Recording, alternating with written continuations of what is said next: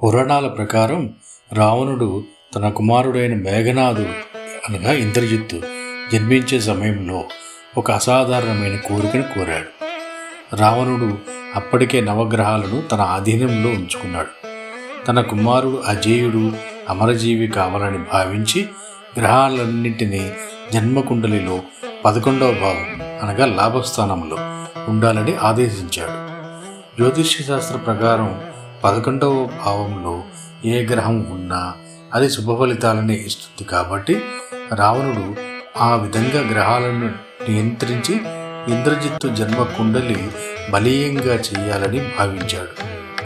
రావణుడి ఆదేశం మేరకు సూర్యుడు, చంద్రుడు, కుజుడు, బుధుడు, గురువు, శుక్రుడు మరియు శని అందరూ 11వ భావంలోనే నిలిచారు.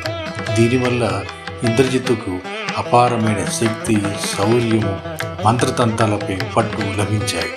కానీ శనిదేవుడు తన విలక్షణత ఏమిటో రావణుడికి చూపాడు. అన్ని గ్రహాలు 11వ ఇంట్లో ఉంటే కుమారుడు చిరంజీవి అవుతాడని రావణుడు భావించాడు.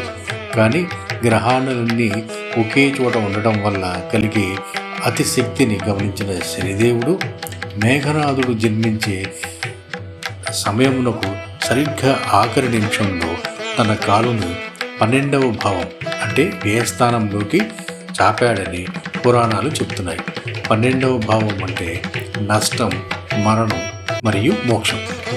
శని 12వ ఇంట్లో ఎప్పుడైతే పాదం మోపాడో ఇంద్రజిత్తుకి అపారమైన శక్తులు ఉన్నప్పటికీ అతని ఆయుష్ తగ్గిపోయింది.